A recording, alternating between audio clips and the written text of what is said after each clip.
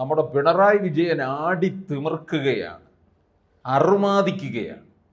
ദാ 10ാം വർഷത്തിലേക്ക് കടക്കുന്നു. തുടർച്ചയായിട്ടുള്ള ഭരണത്തിലൂടെ കേരളത്തിൽ മാത്രമല്ല ഇന്ത്യയൊട്ടാകെ അറിയപ്പെടുന്ന ഒരു നേതാവായി തീർന്നിരിക്കുകയാണ്. തന്ത്രശാലിയായിട്ടുള്ള നേതാവ്. അടുത്ത 3ാം വട്ടവും അധികാരത്തിൽ നിൽക്കാനായിട്ടുള്ള തീവ്രയജ്ഞവും നടത്തിക്കൊണ്ടിരിക്കുന്നു. 3ാം വട്ടം അധികാരത്തിൽ വരികയാണെങ്കിൽ പിണറായി തന്നെ മുഖ്യമന്ത്രിയായി അവിടെ ഇരുന്നുകൊണ്ട് തന്നെ മരുമകനും അരിയിട്ട് വാഴ്ച നടത്തും. അതും കേരളത്തിന് കണി കാണാം. അങ്ങനെ റിയാസിനെ കണി കണ്ടുണരുന്ന നന്മയായി കേരളം മാറും. കേരളത്തിലെ മുസ്ലിം ലീഗിനെല്ലാം തന്നെ സന്തോഷവും. അങ്ങനെ തന്ത്രങ്ങളും കുതന്ത്രങ്ങളും ഒക്കെ ആവിഷ്കരിച്ച് മുമ്പോട്ട് പോവുകയാണ് പിണറായി വിജയൻ. ദേശീയ തലത്തിൽ പാർട്ടി ഇല്ലാതായാൽ എന്താ? കേരളത്തിലുണ്ടല്ലോ. ദേശീയ തലത്തിൽ സംപൂജ്യരായി തീരാൻ പോവുകയാണ് മാർക്സിസ്റ്റ് പാർട്ടി. ബംഗാളിലും ത്രിപുരയിലും ഇനി ഒന്നുമില്ല. അവിടെ CPM എന്നൊക്കെ പറഞ്ഞാൽ പോലും പലരും ചോദിക്കും അതെന്താണ് എന്ന്. ചില പാർട്ടി ഓഫീസുകളൊക്കെ ബംഗാളിലുള്ളത് തൃണമൂൽ കോൺഗ്രസിന് വാടകയ്ക്ക് കൊടുത്തിരിക്കുകയാണ്. അതിൻ്റെ വാടക വാങ്ങി ചിലരൊക്കെ കഴിയുകയും ചെയ്യുന്നുണ്ട്. പിന്നെ ഡൽഹിയിൽ AKG ഭവനുണ്ട്, കുറച്ച് പോളിറ്റ് ബ്യൂറോ പുങ്കവന്മാരും ഉണ്ട്. AKG ഭവന് കറണ്ട് ചാർജ് അടയ്ക്കേണ്ടത് ഈ പോളിറ്റ് ബ്യൂറോ പുങ്കവന്മാർക്ക് കഞ്ഞിയും പയറും കുടിച്ച് കിടക്കാനും വേണ്ടിയിട്ട് കേരളത്തിൽ നിന്ന് നക്കപ്പിച്ച പിണറായി വിജയൻ അങ്ങോട്ടേക്ക് എത്തിച്ചു കൊടുക്കും. അപ്പോൾ നമ്മുടെ സാംസ്കാരിക നായകനായിട്ടുള്ള MA ബേബി, അതായത് 2ാം മുണ്ടൻ, മുണ്ടുടുത്ത മുണ്ടൻ, ഇവിടുന്നുള്ള നക്കാപ്പിച്ചയ്ക്ക് വേണ്ടി കാത്തിരിക്കുകയാണ്. ഈ കുളിച്ചില്ലെങ്കിലും മറ്റേത് പുരപ്പുറത്ത് കിടക്കണമല്ലോ എന്ന് പറഞ്ഞതുപോലെയാണ് ദേശീയ തലത്തിൽ ഒന്നുമില്ല. ഈ പാർട്ടി പൊളിഞ്ഞ് പാളീസായി നിൽക്കുകയാണ്. എന്നാലും ഒരു അഖിലേന്ത്യാ ജനറൽ സെക്രട്ടറി അവിടെ പിടിച്ചു വെച്ചിരുത്തിയിട്ടുണ്ട്. ആ ആളിന് എന്തെങ്കിലുമൊക്കെ നക്കാപ്പിച്ച കൊടുക്കേണ്ടത്. അങ്ങനെ പിണറായിയുടെ കാല് കഴുകി MA ബേബിക്ക് ജീവിക്കാം. അതാണ് ഗതി ഇപ്പോൾ പാർട്ടിക്ക്. ഒരു കാലത്ത് 53 പേരോളം പാർലമെൻറ്റിൽ ഉണ്ടായിരുന്ന ഒരു പാർട്ടിയാണ്. 53 എന്ന് പറയുന്ന സംഖ്യയൊന്നും ചില്ലറയൊന്നും അല്ല. അവർ വിചാരിച്ച പല കാര്യങ്ങളും നടക്കും.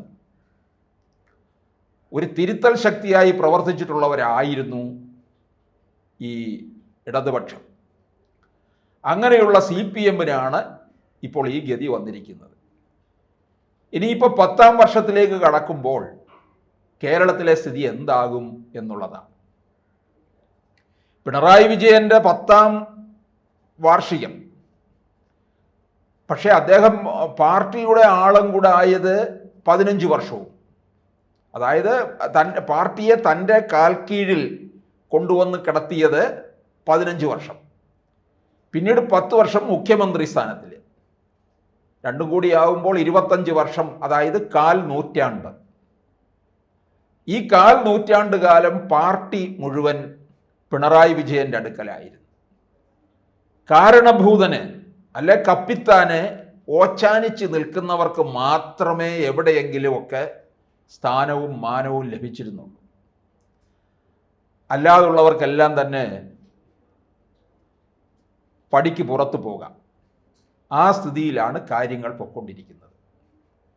പാർട്ടി സെക്രട്ടറി ആയിട്ട് 15 വർഷമാണ്. VS അച്യുതാനന്ദൻ്റെ ഒരു വലിയൊരു ഗ്ലാമർ ഉണ്ടായിരുന്നു CPMനകത്ത്. അത് മുഴുവൻ ക്രമേണ അടിച്ചൊതുക്കിയിരുത്തി. VS പക്ഷക്കാരെല്ലാവരും തന്നെ പിണറായിയോടൊപ്പം ചേർന്നു വന്നു. അങ്ങനെ പാർട്ടിയെ മുഴുവൻ പിണറായി അങ്ങ് ഗ്രസിച്ചു. അങ്ങനെ ഗ്രസിച്ച് തൻ്റെ കാൽക്കീഴിൽ കൊണ്ടുവന്നിരുത്തി 15 വർഷമാണ് പാർട്ടിയുടെ സെക്രട്ടറി ആയിട്ടിരുന്നത്. VS അച്യുതാനന്ദൻ മുഖ്യമന്ത്രിയായിട്ടിരിക്കുമ്പോൾ കാര്യങ്ങളെല്ലാം നിയന്ത്രിക്കുന്നത് പാർട്ടി സെക്രട്ടറി പിണറായി ആയിരുന്നു. VSൻ്റെ കയ്യും കാലും കെട്ടിയിട്ടാണ് ഭരണം നടത്തിയിരുന്നത്. വി എസിൻ്റെ ഇടവും മലവും എല്ലാം തന്നെ പിണറായിയുടെ ആൾക്കാർ മാത്രം. വി എസിനെ അനുകൂലിച്ചുകൊണ്ട് ജനങ്ങൾ മുദ്രാവാക്യം വിളിച്ചാൽ അസഹിഷ്ണുതയോടുകൂടി കാണും. വി എസിൻ്റെ ആ ഒരു സമയമൊക്കെ കഴിഞ്ഞ് പിന്നീട് പി ജയരാജൻ കയറി വന്നപ്പോഴും പി ജയരാജന് വേണ്ടി വാട്സാപ്പിലും അല്ലെങ്കിൽ സമൂഹ മാധ്യമങ്ങളിലും ഒക്കെ വലിയ ഗ്രൂപ്പുകൾ ഉണ്ടാക്കി കയറി വന്നപ്പോൾ അതും നമ്മുടെ കാരണഭൂതന് സഹിക്കാൻ പറ്റുന്നില്ല. അവിടെ ഈ അസഹിഷ്ണുതയാണ്. താനല്ലാതെ മറ്റാരെയും പുകഴ്ത്താൻ പാടില്ല എന്നുള്ള വിജ്ഞാപനവും കാരണഭൂതൻ ഇറക്കി എന്നുള്ളതാണ്. അങ്ങനെ 15 വർഷവും ഇരുന്നു. അത് കഴിഞ്ഞ് മുഖ്യമന്ത്രി സ്ഥാനത്തേക്ക് വന്നു. മുഖ്യമന്ത്രി സ്ഥാനത്ത് വന്നപ്പോഴും ആരാണ് ഭരിച്ചുകൊണ്ടിരുന്നത്? പാർട്ടി സെക്രട്ടറിക്ക് ഒന്നും ഒരിടപെടലുമില്ല. കോടിയേരി ഇരുന്നു.